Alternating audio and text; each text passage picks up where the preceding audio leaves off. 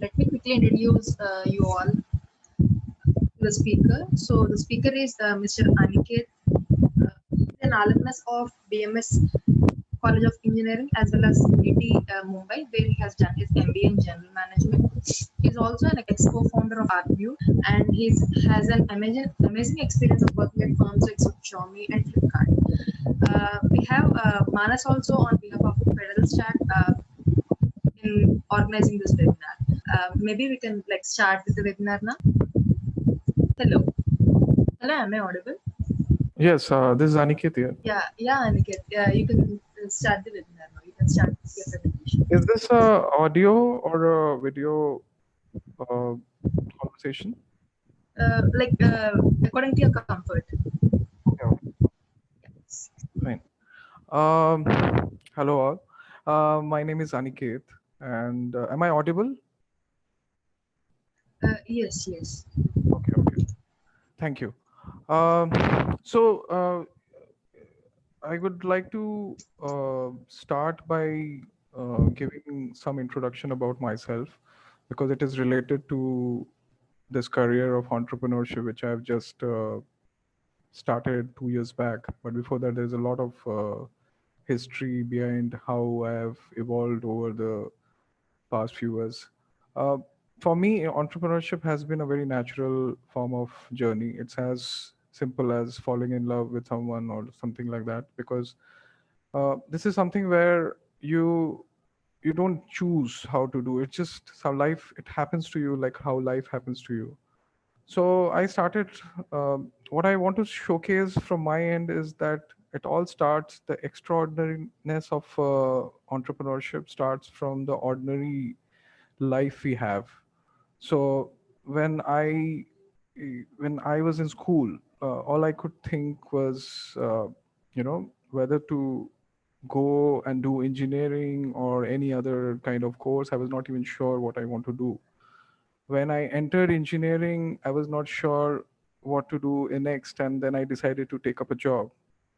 When I took up a job, then I decided whether I should do masters or not. And then I ended up doing my MBA. And after MBA, I thought whether I should work on my promotion, and then I worked on it, and then I started, in a job, and I got promoted.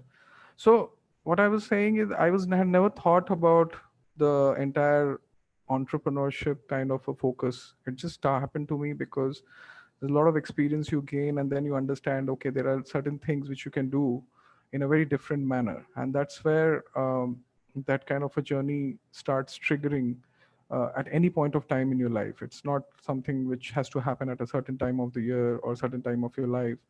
It will happen on its own. So that's where the entire thing happened. And during my job, I learned everything whatever is possible. I was in different kind of domains. I learned about e-commerce, I learned about manufacturing, I learned about analytics, I learned about even a bit of HR. And so there's something which always worked out for me was that I was always looking out to try new things. And somewhere during the job, when I was working hard on my day-to-day work, I was like focusing on different kinds of work, and I was completely dedicating myself to it out of curiosity. Then I met my business partner, and we were just friends initially. We were just chit chatting about music, about life, and all. And then we decided to combine into one unit and decide to start this entire journey of a startup. And that's where I decided to leave my job and take the leap of faith and go to this entire world of uncertainty. And with him, I started this audio company in 2019, and it's been what, almost 2 years. Even including COVID, we were able to survive, and we are doing pretty decent as a business.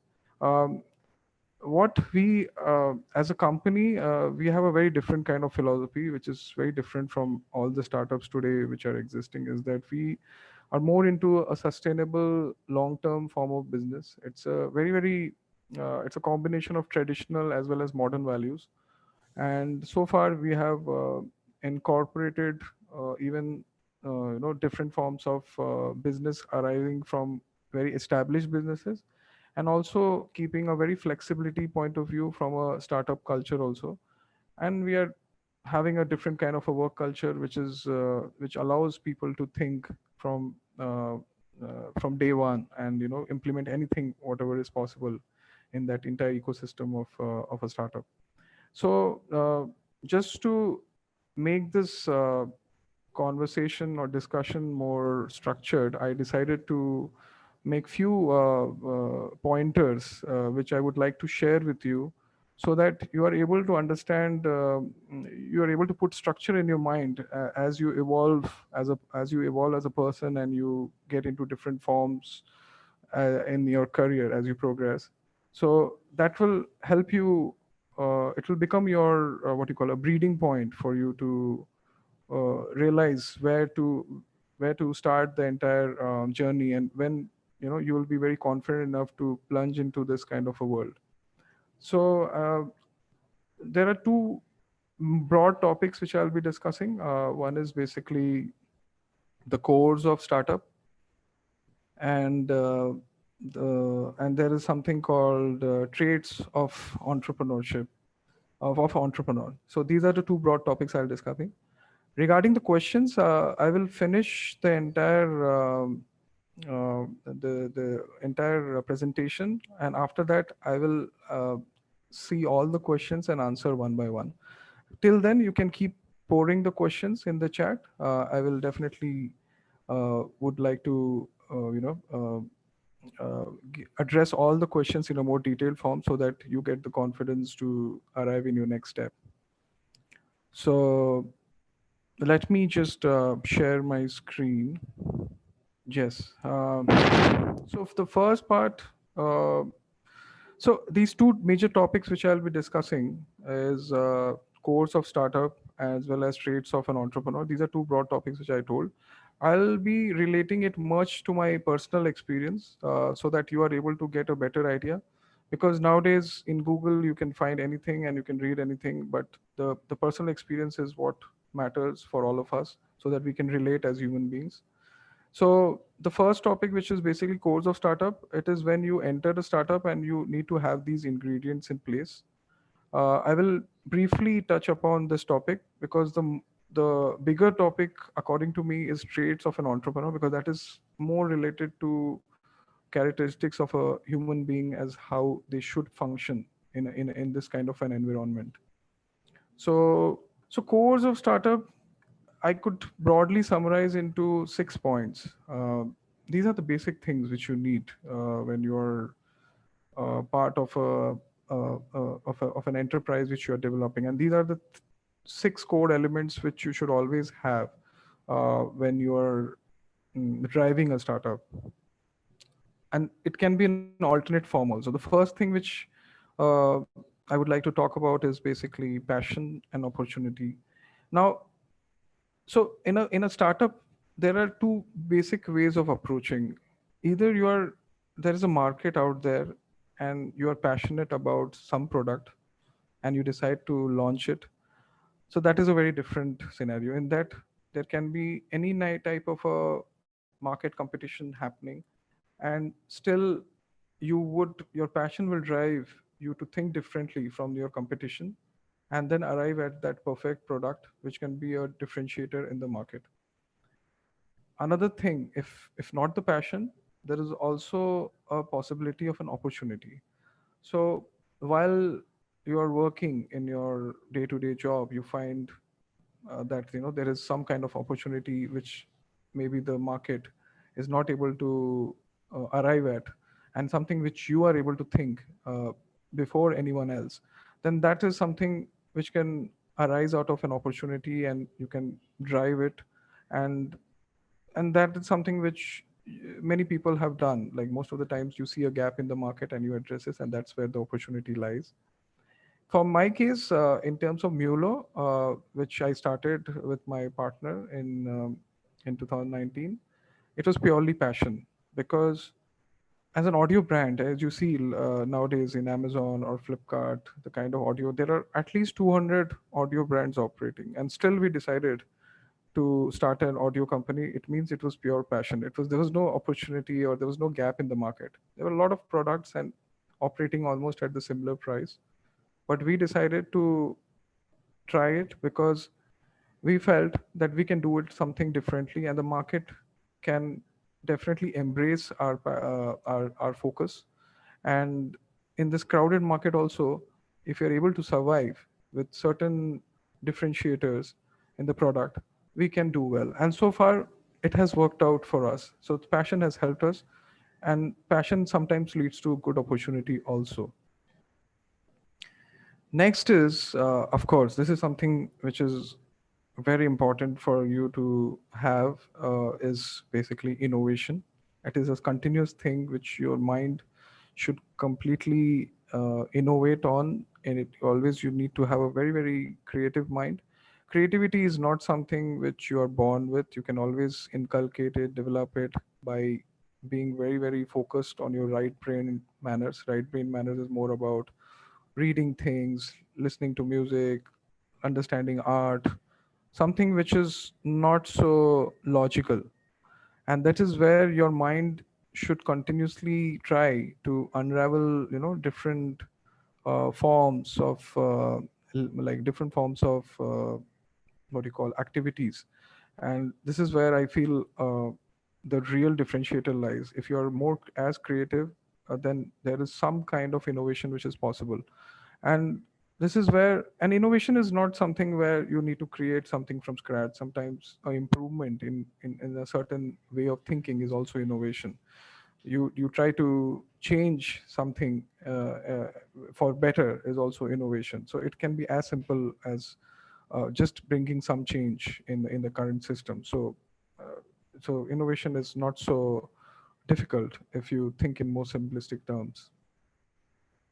Next is transparency. Now, for a startup, I think one of the major driving factors which helps a startup to stay very, very focused and very lean is transparency. Like every decision making, it's need not needs to be every decision making needs to be visible to all the people in the team. Even if it is a 10 people team, 20 people team, 30 people team, doesn't matter. But transparency is something which is one of the most important things which makes a startup grow very fast. And this is something very different from a traditional organization where there's a top down approach. But here everything has to be a flat structure, and transparency is the main driver for ensuring this kind of a flat structure. Next is collaboration. I think this is it is very well explained in the form of a word. You need to be very have a collaborative mindset. I mean, that is something in a startup.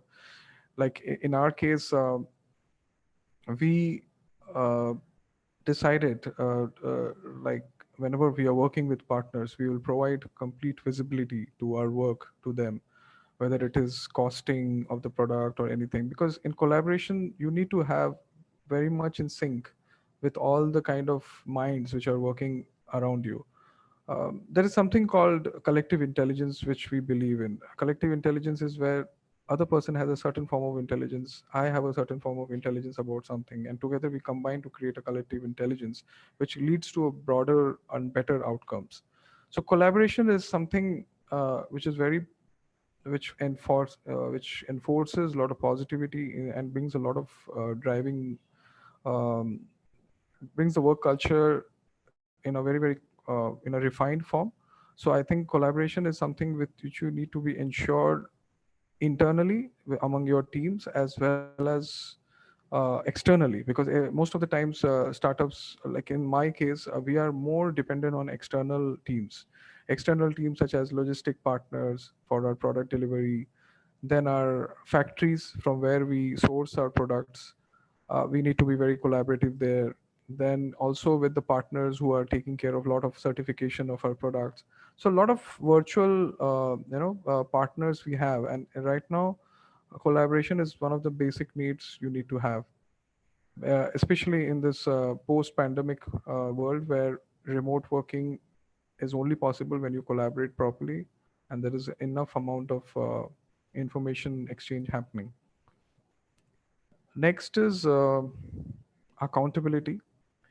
Now, this is something where it is a very, very individualistic form also, because I'm not talking about the accountability which you see in organization where you're accountable to your manager and the manager is accountable to his supervisor and all. Accountability is to yourself. Like if you are taken a work, if you have taken a work and you decide to uh, like you've decided to do it properly, you're accountable for it. And in startup, every person is accountable for his work. There is no one who will tell that you're supposed to do it this way unless they need some guidance and all. It's a very different form. There is a cross interaction happening on it.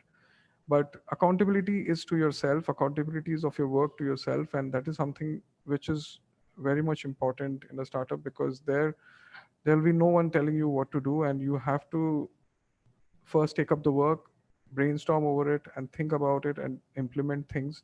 And and this is something which helps you as a person also, because you become more responsible as you grow in a startup, and it builds a lot of character also. And so in our team, like we are a very very small team. Like I have like just a 6 to 7 member team, and each and every person knows what to do. Like when they come every day in the office, everyone doesn't need any kind of briefing about what needs to be done. Everyone knows what to do next, and that is where we have kept this entire human chain intact, where the accountability is a person's individual responsibility, and that is why we are able to flourish in a very short time. So this is something which has to be taken up as a very core competency of a startup. Next is adaptability. As the word says, of course, right now you can see a lot of changes are happening in the world, happening in corporate, happening in our daily life. Adaptability is something which a startup thrives on, and this is something where uh, you need to be completely agile as a startup, where any kind of disruption or any kind of a macroeconomic or any kind of an external disruption can happen. So your internal core as a company should be very very strong, so that you are able to adaptable. There should not be any rigidity in any form existing in a startup, because that is where you will not be able to grow at all. And adaptability is what is the most pricing most it's the biggest prize which a startup has, and that's what makes them maneuver through all uncertainties with a lot of energy, and lot of strength comes because of this adaptability as a core. So these are the six cores of a startup, and something which we are always as a company focusing on. All of these six driving factors are helping us to reach where we are right now, and we plan to become better and better in these six cores. And whenever you get into that mode of starting something of your own, ensure that these six principles are there within your company, so that you are able to gain the best out of the uh, entire enterprise which you have built. So I will move now to a very important topic, which is something which is like as a topic which is very close to me, because this is something where I can personally relate. This is something. So the traits which I'm talking about is something you need not be born with, or you need not may have now, but this is something which you can train yourself to become. These traits are easily can be embraced if you are able to uh, have a very very open minded approach to things. If you're open to learning and all, I think these things can work very well for you. And this is something which I felt has made me evolve to where I am right now, and I would really want to all of you to gain uh, substance out of all these traits. So the first trait is a very simple thing. You need to stay curious. Always. I mean, that is something which I have always been. Like anytime, my mind has always tried to figure out what is something which makes me feel like doing it with my utmost passion or with my utmost energy. Curiosity is what will drive your hard work. So if you're curious about something, try to read around about it, try to do it, try to understand it, because that's where your mind will start entering different dimensions of knowledge which was never exposed to you. But if you stay curious about your about different things in life, somewhere they might not matter now, but later on, after very many years, you might say that that part, that element of learning which came out of that curiosity, and that element might become a very important part in your life. So for me, it has always been a major primary thing to stay curious, because I'm always willing to learn new things. I'm always trying new things. And this is something which has helped me so far. I've never said no to any small task to or any big task given to me, even if it is a simple thing of just maybe writing an email to something where I have to implement something. I've always been I have always given my 100% effort, because I've always been curious about my skills, develop my skills which I wanted to develop. And this is something I feel all of you guys need to uh, incorporate in yourself. I mean, this is something which just requires you to keep your mind open, and this is something which will help you in a very, very long term. So in my case, I was very curious about music. I mean, something which has always been a very important part of my life is music. Every time, I think we have all had that phases. In college, we listen to a lot of different music. When we are in job, we are learning to different music.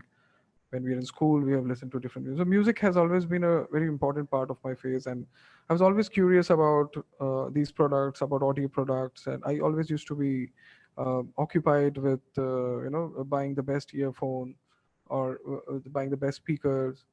And that enthusiasm has always stayed with me entire time. And that's in this.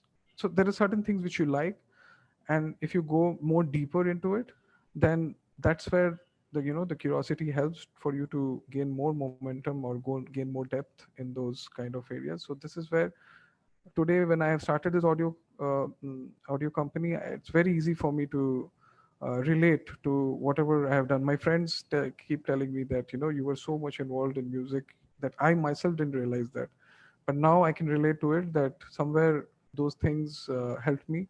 And today, it's very natural for me to embrace this entire entrepreneurship journey. Next is something which requires a lot of mental training, and that is something called emotionally intelligent. Now, this is something which most of us might not have initially, or might have, or might not be able to understand whether they have. Something called, first of all, emotions is something which makes, which keeps humans differentiated from animals. And emotions are the bedrock of any kind of initiative which you take. And emotionally intelligent is when you are able to master your emotions, you are able to understand yourself, that what makes you angry, what makes you happy, what makes you serious, or what drives you. These are the things, if you ask yourself, and you try to uh, if you try to relate to yourself, then you will understand that there is a lot of intelligence you can derive out of it. And now, when you are emotionally intelligent, what it means is that you are able to understand other people very well. You're able to communicate to other people very well, and that forms a very rich bond between you and the people whom you are working with. To understand, to empathize, to relate to people's feelings, I think that is one of the most important characteristics which we need to inculcate in ourselves. And this is something which you need to really develop, because there are times when you will feel very very alone or dejected, and this is times when your emotional intelligence can really make you feel very superior and strong. So it is very highly recommended that you understand yourself, you understand the people around you, relate as much as possible, understand different forms of emotions which you represent as a human being.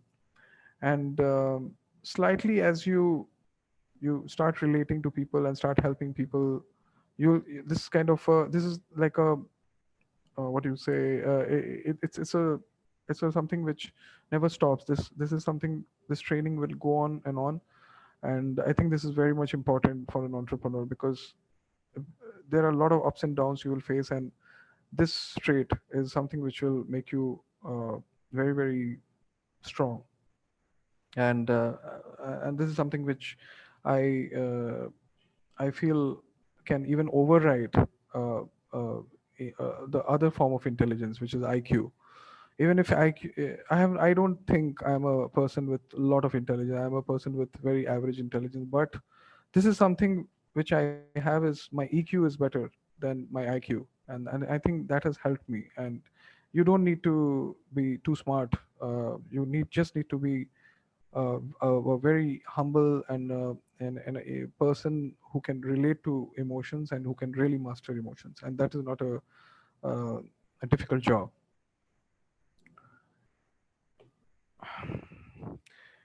Now, an entrepreneur has to also think, like day to day.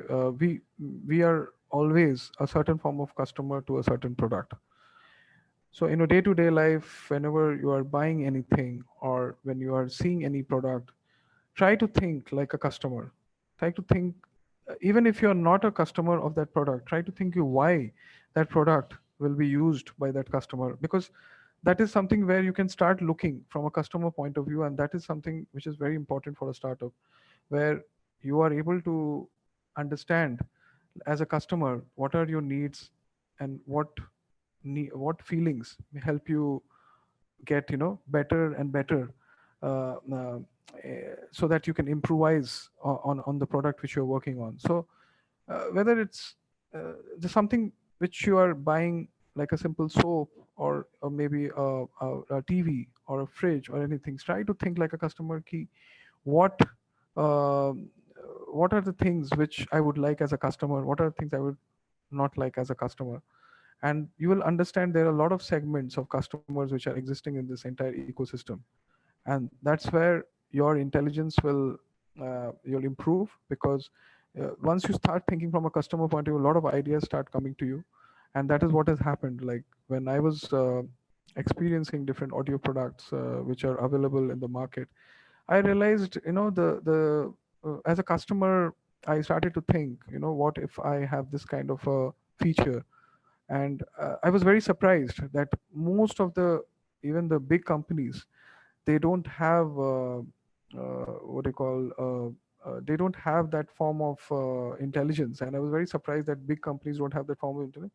That gave me the opportunity to use those features and launch for my set of products.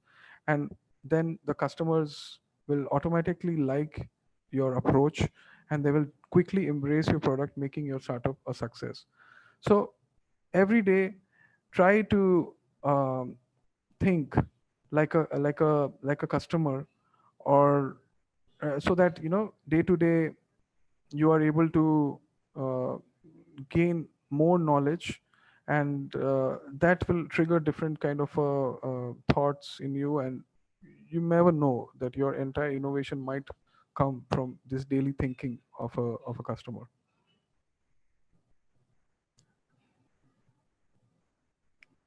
I will move to the next point.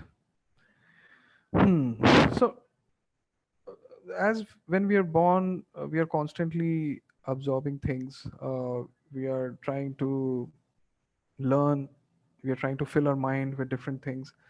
Uh, but the moment you hit an age of maybe 20 to 25, that is the time when you might have learned too much also. There are certain things which we learn when we are in our with our family, when we are in a town where we are born. But as we grow, there is always a possibility that you need to unlearn also certain things, because certain things might make you very rigid. You need to let go of those things. And because mind is also a limited space at times, you cannot, like, in this entire day you need to have thoughts which are going to help you in your future. So a lot of learning and unlearning needs to happen continuously. Otherwise, what happens is that you might be stuck in one domain forever. So when you learn something from other place and you find that it is not relevant anymore, try to let go of it and replace it with a very different form of learning. And that has helped me a lot.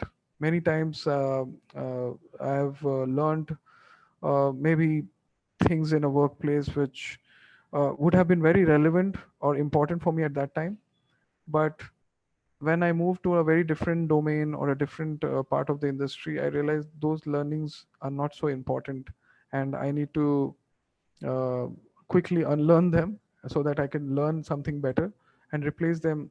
So this is kind of an upgrade which you provide in your life, and this is something which you should continuously try to inculcate, because this will help you a lot, because there is a lot of new form of knowledge which will replace your older forms. And I think uh, most of the times when you when you have arrived at something, you will find that these are the things which maybe you can let go and maybe focus on something new. I think this is something which will help you a lot. So this is something where I have always been kind of uh, different from the rest of the people. Is I've never focused on money. For me, um, it's a very simple thought which I have. Money is a byproduct of success. Okay, if you're a successful person, you can not be poor. That's what my thought is, and that is where I feel if you focusing on money is important. Of course, you need to have your financial stability intact, but just making it as a primary motivation might not lead you uh, to results which are required for a successful business or entrepreneurship. Because if you focus on success, you will think in more different angles, you will think in more different possibilities will come to you. Your range of thinking will be more widened if you are able to focus on what are the parameters which drive success.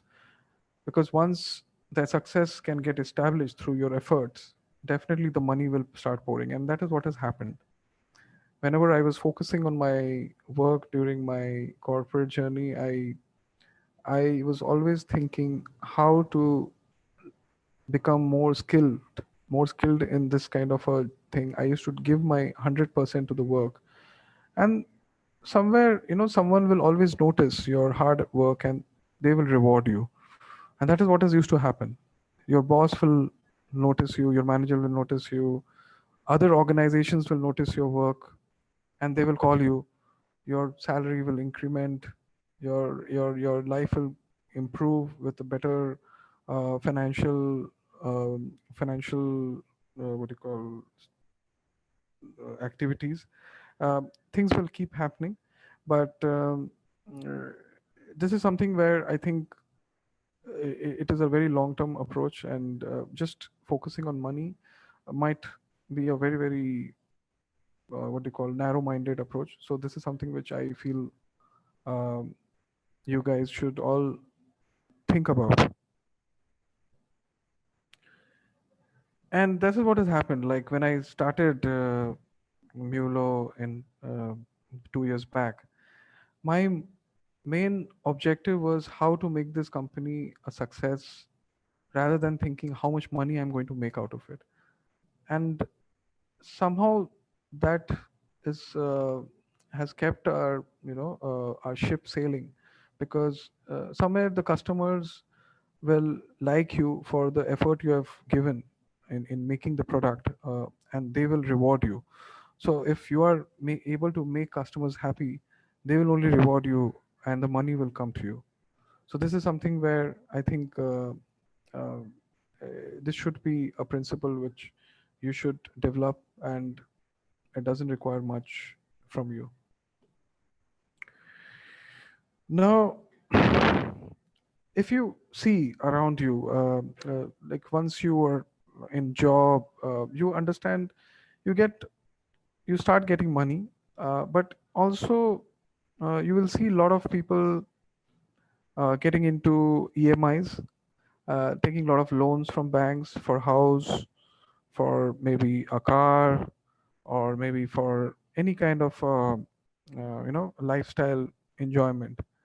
Now, this these from an entrepreneur's mindset, or from an entrepreneur's view, this is kind of a liability, and this is something which will create a lot of hindrance if you are trying to set up something of your own. Try to not have any financial liabilities, so that you are always having a very relaxed mind. You don't you try not to be in debt. Try not to try to make the most out of the money which you have, and because this will make you more frugal, and it will make you more economical about your approach. And this is what I've seen. Like, if you see the established business business class people in India, like if you see the Marwaris, and you see the people from different kinds of business backgrounds, what I've seen, that their lives are very, very simple. They are very, very sure about where to spend even 100 rupees, and this is what has driven them to do better business in their life, and or to do a more sustainable business. So that's where I would suggest you guys that the when when I was in job, I never, whatever money I used to get, I used to ensure that I used to also spend on any kind of an enjoyment, because that is something which is very important for you. You also evolve when you try different things in your life, and that requires money. But apart from that, uh, try to also save, try to have the habit of saving. So try to always have a positive asset building kind of a focus. Like, when I gained some amount of money from my job, I decided to fund my brother's business, and today that business is doing very well. It was a very small amount, maybe a 6 lakhs, which I spent, but today the business has helped. Now, if I was more in debt, if I had taken a lot of loans, I wouldn't have been able to make this happen. So, an entrepreneur should uh, avoid liabilities, and this is something, if you are able to do, uh, trust me, you will gain a lot out of this. What you call entire journey of entrepreneurship. So I had all these 6 points, but what I would say, like, in a journey, like so far which I have taken, what I felt is that this journey of entrepreneurship is very exciting compared to the results which you will eventually get.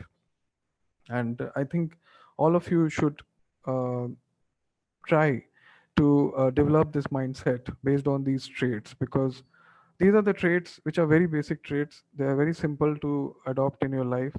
All you need to do is inculcate these habits, and trust me, it's once you have these habits, a lot of things will start naturally happening to you. You'll be able to um, gain a lot of perspective, and this is something like a very, very a long term exercise. I mean, this is where you will uh, see a lot of change happening in you for the better. And it has helped me so far, because even I have been very, very financially sound, or not because I had too much wealth coming from my family, but is that whatever money came to me, I knew how to utilize it. I think this is something which all of you can gain. All of you are coming from decent backgrounds, and I think we all have that uh, traits. It's all there in us, but it just needs to get triggered with a lot of mental training. And this is where I feel this is where I could share my experience through these points. And I will quickly move to the question and answers. I hope all of you could gain some perspective out of this short discussion. And anytime you can approach me for anything, I'm there in LinkedIn, and yeah, you can always. I would happy to help you guys in your journey. So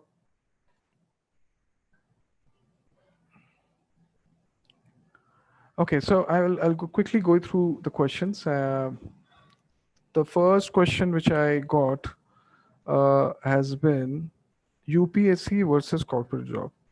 Now, okay, this is something which I cannot answer because I've never given UPSC. It's a very different form of career, and corporate job is a very different form of career. If in general, I have to, um, if in general I have to tell something uh, about these two things, of course, corporate job is a more what you call defined, more defined by the industry or the the company which you're part of, while UPSC is more of a nationally defined work. So I think you should talk to people who are in both these domains. For corporate people, you'll find plenty, but someone who has done UPSC will also tell you the journey. So I will move to the next question by Himanshu.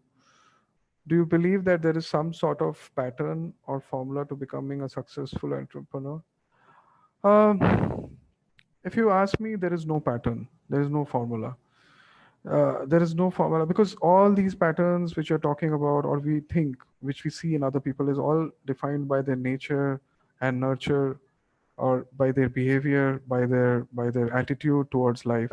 So success is just a way how you think about life, how you think about people, how you think about doing things.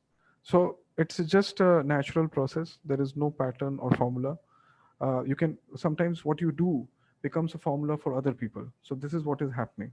So maybe you do something very differently, people start noticing it, so they will say, oh, this is a pattern how to it to be. But everyone has a unique approach to becoming a successful entrepreneur, so I believe all of us can do that.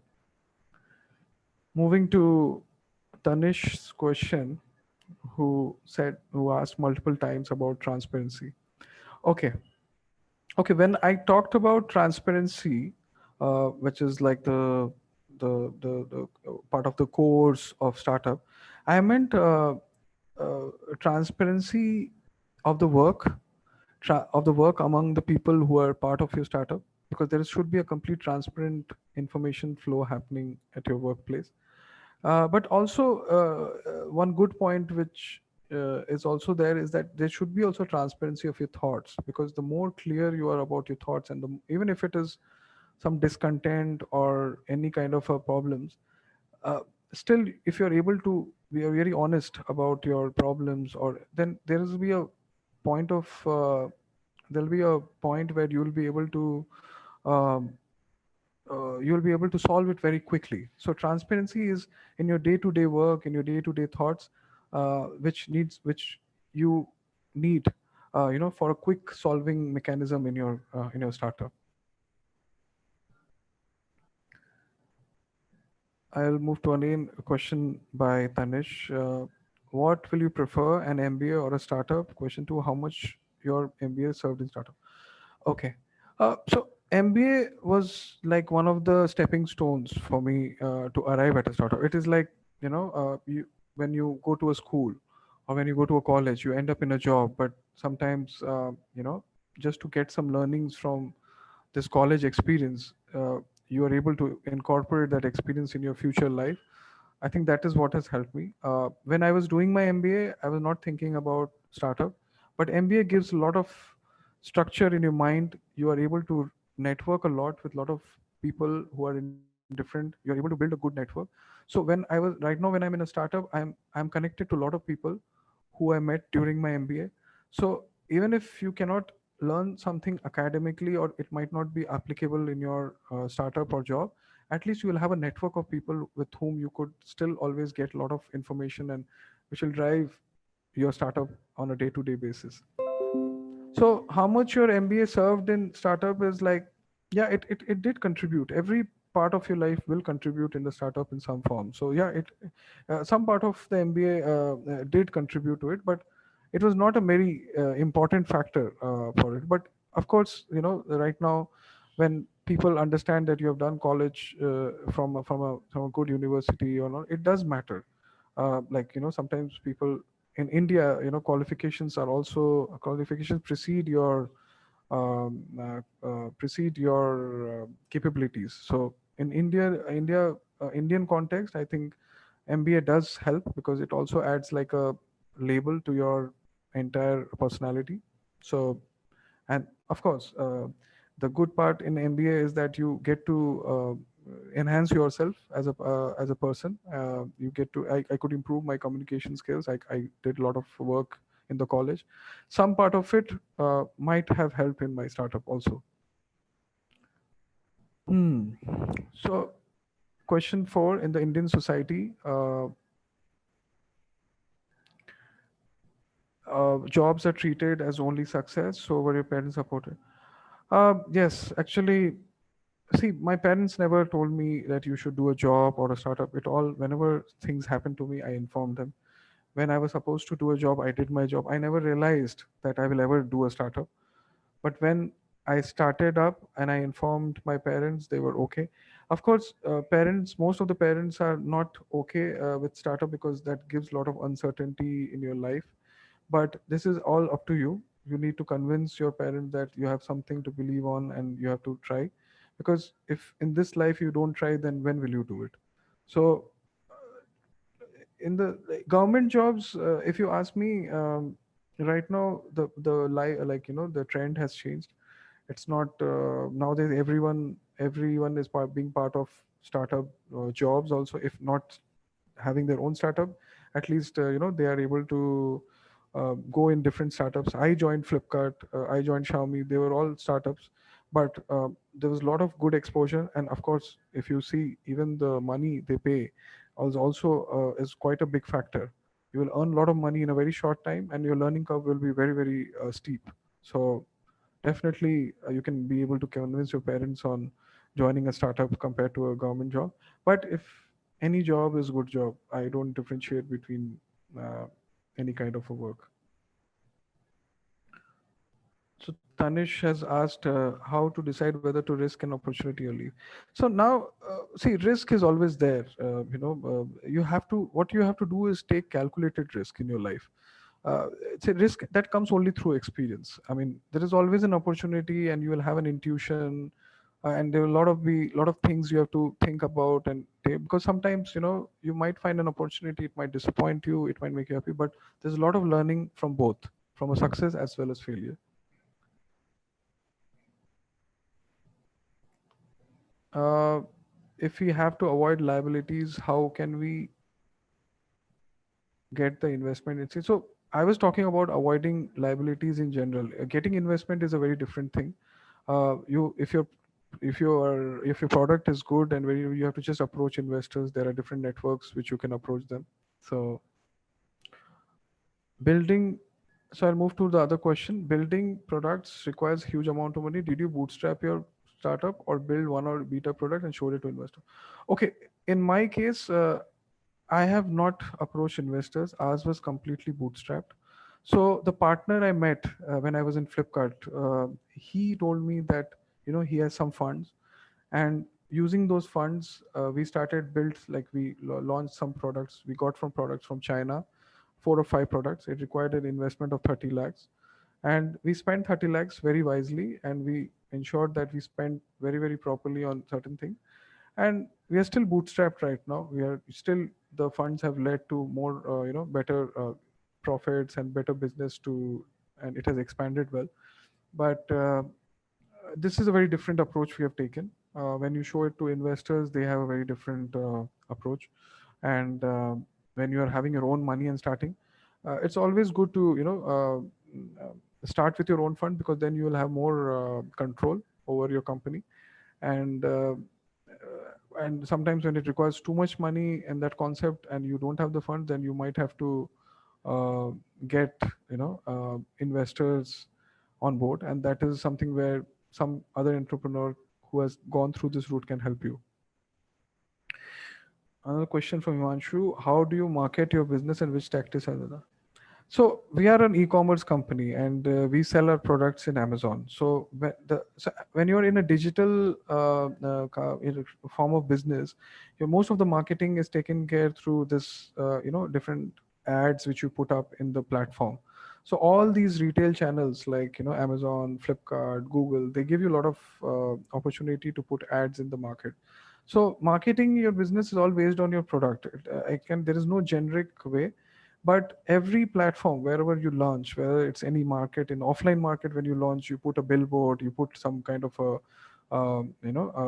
some kind of banner in the store. So same things are done online also, but it also depends how you invest your money in marketing. You should not, because sometimes you spend a lot of money in marketing and that money might just disappear and you might not get any return. So you have to be very thoughtful about where you're spending your money. You should ensure that your money which you are using for marketing reaches, that marketing needs to reach to your target customers, and that's where you will be the most successful. You said avoid liabilities, but people who are financial economy weak, obviously they will be going for loans to avoid what they are.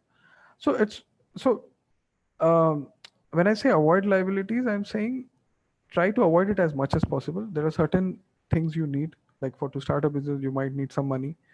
Just ensure that whatever money you need to drive a business, that only that much you borrow. But apart from that, the kind of liabilities which we can avoid on a day-to-day life, those things need to be reduced down. So that's what I'm trying to say, ki it all depends from a person to person, what kind of background you come from, and based on that you can decide how to take the money from different, whether an investor, from your family or something.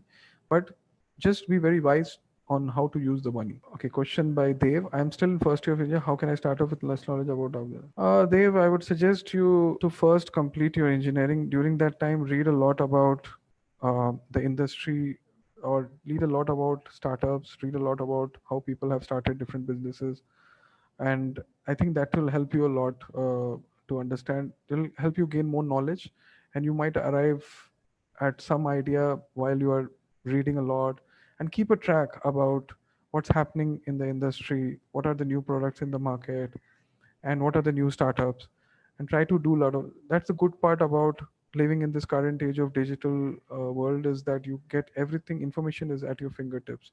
So it's never too late. You're in first year, do your college, but also start reading around the things which you like about, and you never know, you'll get the idea to start up by the time you finish your college, and who knows, you might start even within during the college. Yeah, I'll share. I think Shweta has already shared my LinkedIn, and Manas has already shared my LinkedIn profile, so you can get an idea about how I've evolved in these years based on my work, which is pretty much updated there.